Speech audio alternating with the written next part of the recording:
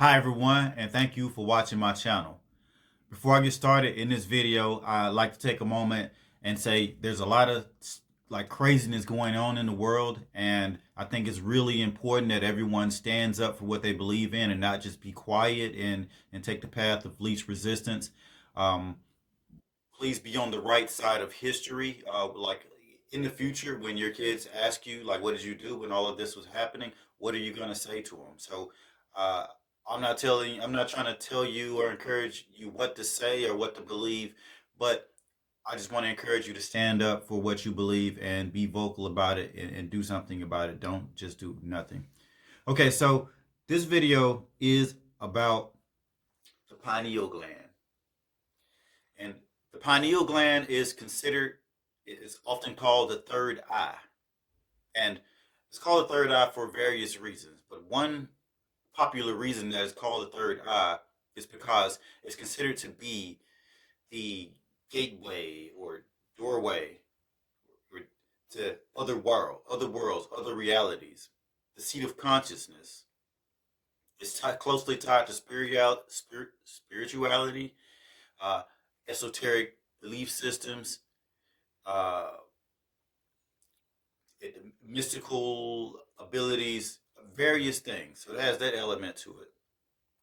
And more literally, by calling it the third eye, it's referring to it as being like an actual eye, like these eyes. And these eyes deal with interact with light, and interact with energy, and they allow us to see. They have a job, and the pineal gland is similar to that. It's just like an eye. It has some of the same components that our eyes have. It takes light. Light is information, and it transforms that light into that information into a message that we can understand, that the body can understand. And the message that the body can understand is hormones. The hormone is melatonin. Melatonin is considered the sleep and regeneration hormone. And one of the most common popular things that melatonin does is that it recycles our mitochondria, or it fixes our mitochondria. Mitochondria are of the utmost importance in the body. They they do things like keep the immune system strong and keep your energy levels good. If your mitochondria go bad, those things go bad. Also, the pineal gland it it it plays a really important role with reproduction for men and women and all of your hormones and so forth. The list goes on and on and on with what melatonin can do. And the pineal gland is has the big its biggest responsibility is to the production of melatonin for the body. So biologically, that's like the main purpose that the pineal gland is known for. Melatonin and sleep and wake cycles. And it's also tied to dreaming, dreams, and for that reason, because it's tied to dreams, that's why people consider it the seat of consciousness or some magical thing, or something that leads to something out of this world. So I did some research to find out if there were differences in the pineal glands of different human beings, of different ethnicities and different locations in the world. And the reason why I looked for it that way was to understand more about myself, because we're all mirrors for one another. That's how we learn about ourselves, by looking at others. And there's no reason to separate or divide, no, nothing like that. But I say all that to say that it was difficult to find the information on the internet, and I think that's the reason. But what I did find, I guess I'm gonna look deeper.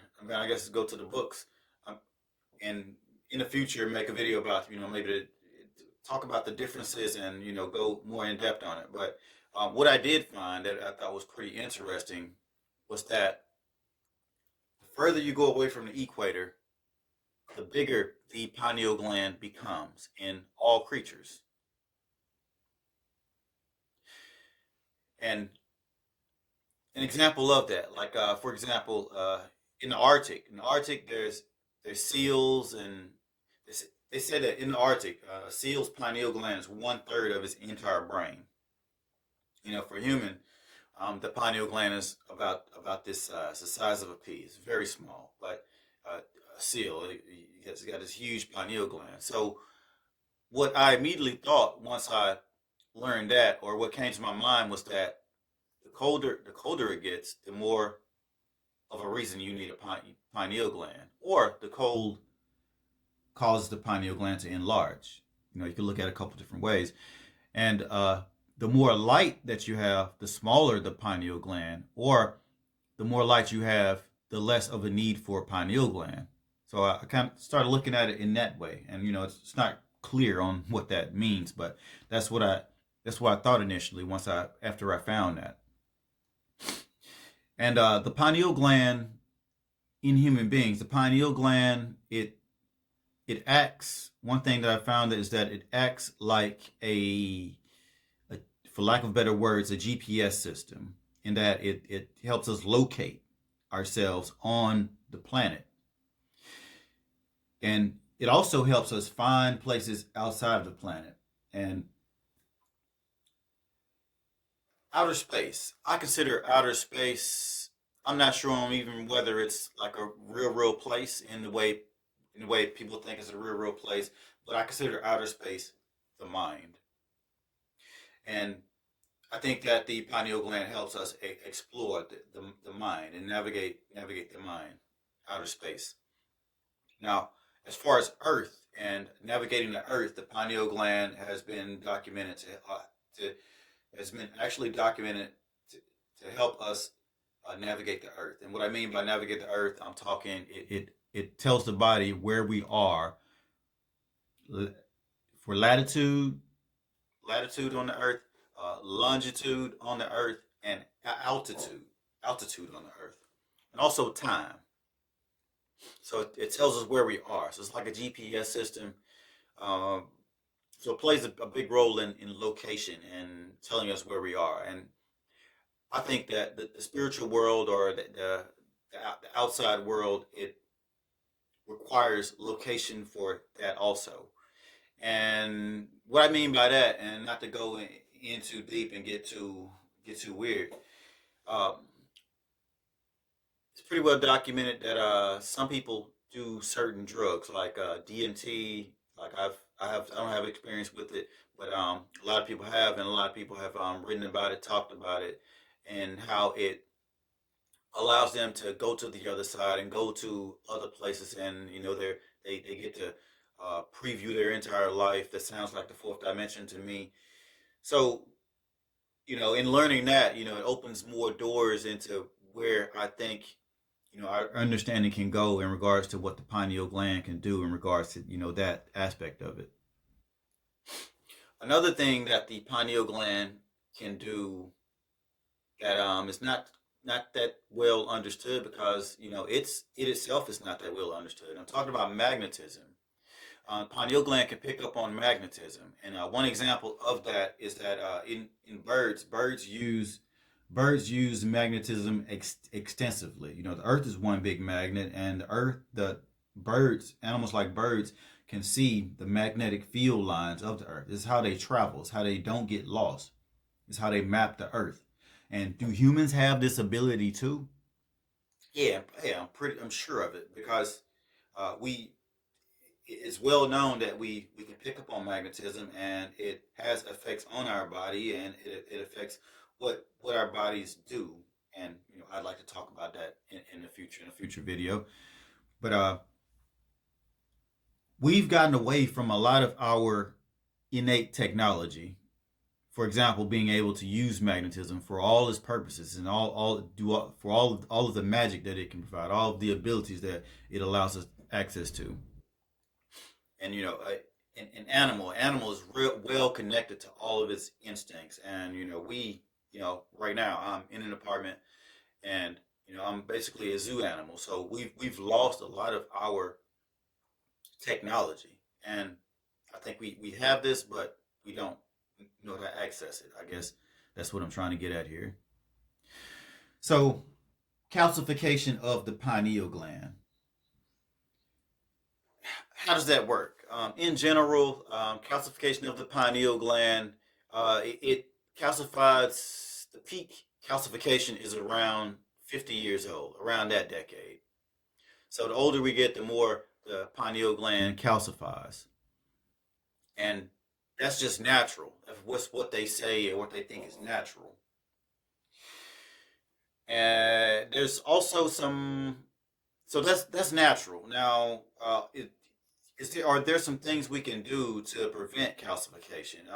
Do things speed up calcification? Do things slow down calcification?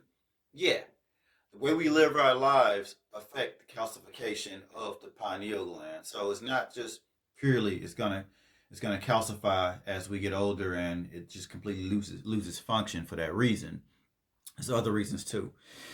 And I'll end the video or start wrapping this up by talking about ways that the pineal pineal gland calcifies, and some things that we can do to decalcify that pineal gland. I'm not going to speak on anything that's really big or that you probably haven't heard before, but I'm just going to talk about some of these things. And the things I'm going to talk about are not necessarily God gospel truths. They're just what most of us think, or what we think we know, what was commonly accepted.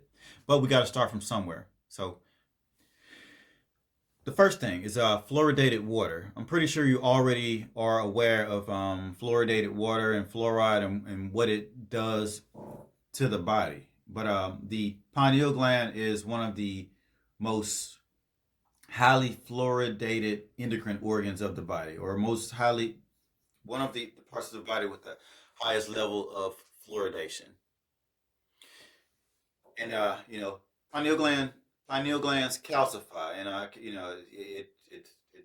calcium surrounds it, or it has calcium granules embedded into it, and that prevents and slows down its function. But also fluoridation. Fluoridation is another.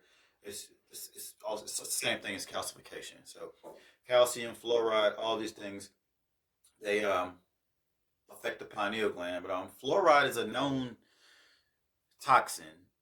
And one of the main ways we get fluoride in our bodies is through water. So just a simple, quick fix. And I'm not even sure if this is completely true, but I'm just fix the water. Make sure there's no fluoride in your water. Make sure your water's clean. And there's levels to water. All water isn't water. It's important to get the best water that you can for your situation. There's levels to water. It's not just clean water, dirty water.